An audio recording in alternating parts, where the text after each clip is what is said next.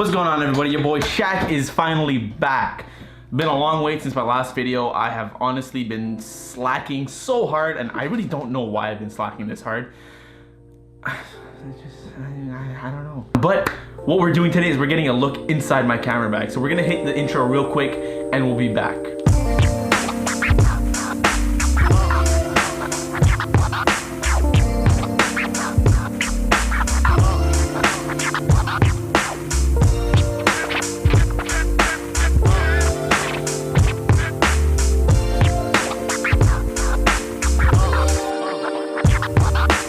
So I hope everybody just enjoyed that little segment of me just setting out my camera gear and just laying it down on the table just to give it a good overview of what I really use on the shoot. A couple things that I didn't really include because I was using it to shoot that actual segment, but I'll go over it all in depth right now. We're just gonna start with my Canon T5 right over here.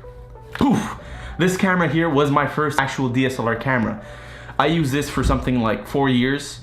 But the thing is that like the first couple years I didn't really use it that well or at all, honestly, but it did the job. I learned quite a bit on it, and still like now I'll go back to it and I'll learn a couple things here and there. With this guy here, I got it with a camera bag, a tripod, 3 lenses, and a remote. So you have to keep your eyes open for some good deals. I got this at Best Buy and I paid something like 600 or 700 bucks. For that. It was absolutely insane. I think I saved $600 on it. Like I said, I got some lenses with it. First lens we're gonna go over is this one right here, the 55 to 250. This is an f4 to 5.6, so it's not the best for low light, especially because you're gonna be zooming in so much. But I mean, this guy is honestly an amazing lens because it has tons of compression, so it'll look super creamy for those kind of close-up shots of anything. I honestly love it, but I mean, I love that it's quiet compared to the other two, but I mean, it's not my favorite go-to lens. The kit lens. This lens is the 18 to 55. I use this quite often, honestly. I use this for a lot of my portraits or any kind of pictures that I took. I would smack this on before I realized how powerful this next lens was. This one here is an f3.5 to 5.6. Take a quick look. It's a pretty good lens. It makes some noise when you're kind of in autofocus. If you want to have a listen. You can hear the motors turning and stuff like that, which is kind of annoying if you're gonna be doing video, and it kind of struggles to find focus, is something that I noticed with all of these kind of lenses here.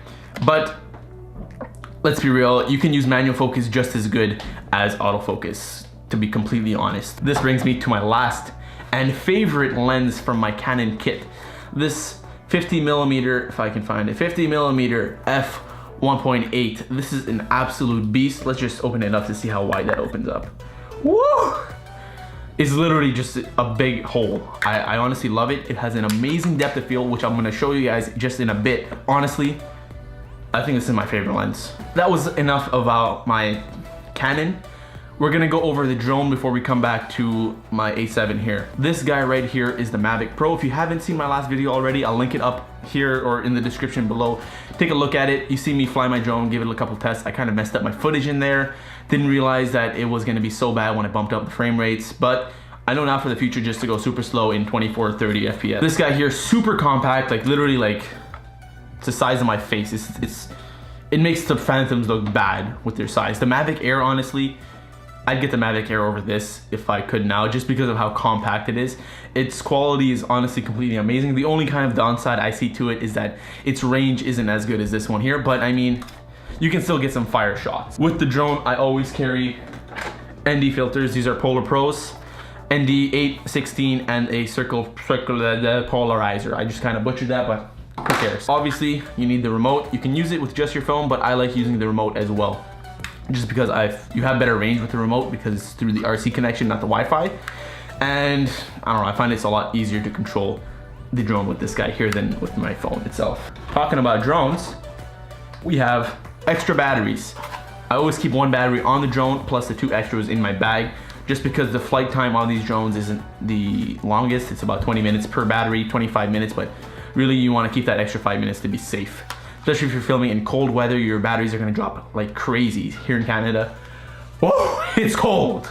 Trust. The other thing that I use very often, lens cloth, little rocket blower. This guy here is super key to make sure that your sensors, lenses stay dust free, as well as this for fingerprints.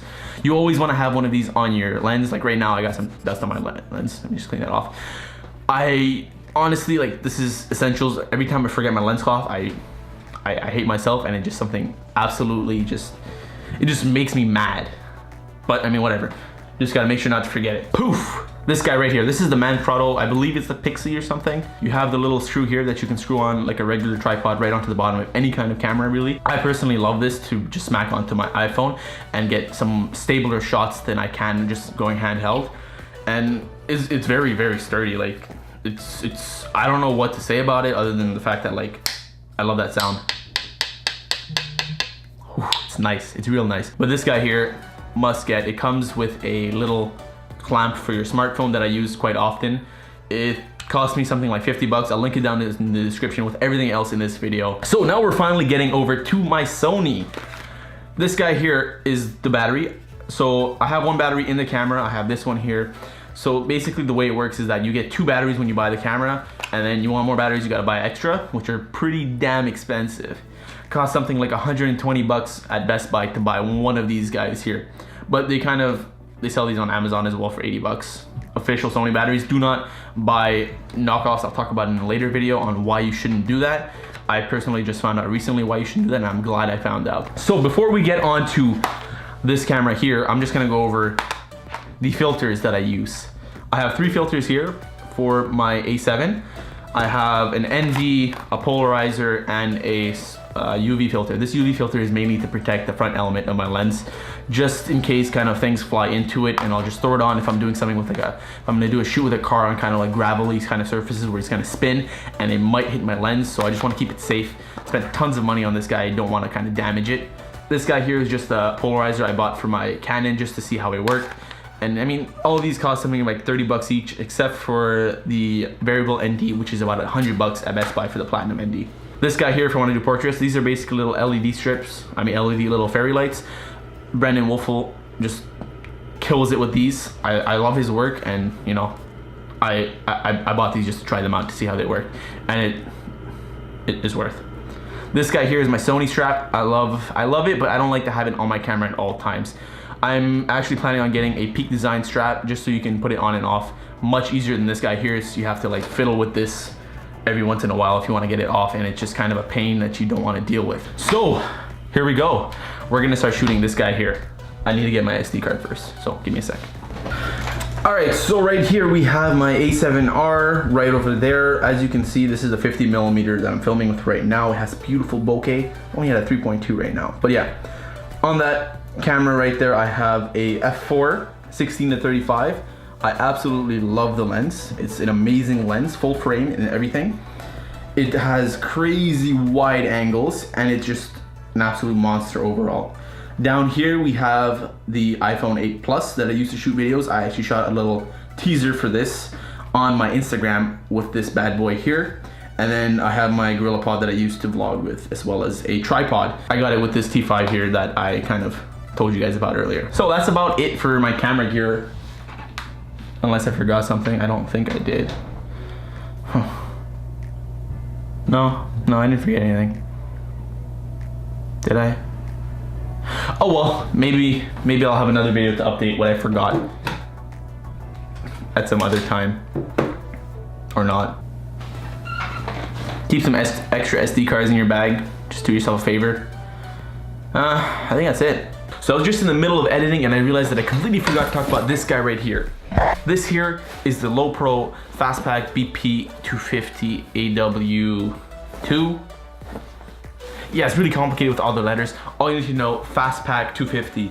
This guy here is honestly, it's pretty close to the Pro Tactic in my opinion. Only thing is, it doesn't open up like that guy. If you want to open it, you gotta hit the clips here, and you have a bit less storage for kind of gear and stuff. Which I mean, is not the end of the world, but it would have been nice to have a Pro Tactic, but whatever. So that's pretty much what you're gonna do. You're gonna have, oh boy, camera in here, other stuff here, whatever you want to put in. I like to put in my drone and my camera and my mic into there, and that's what I'll usually take with me into there. Other than that, we got laptop sleeve right here. Whoop. Laptop, tablet, whatever you want to throw into there, and tons of storage. And oh, power brick. That's another thing I keep in there. We have the power brick, and this, honestly, there's so much storage I can get my head in there. Yeah, so I hope you guys just enjoyed that video, and honestly, I love watching gear videos, and I can watch them for hours and hours. I personally can watch it so much that I forget that, you know, I don't need all this gear to create anything at all. And I mean, since you guys watch this video to the end and you're watching me, if you guys liked it, just drop a like or crush the like button, whatever you guys want to do, go for it. And you know what, drop a sub at the same time if that's something you want to do. So with all of that, you know, stuff said, I'll see you guys in the next video. Peace out.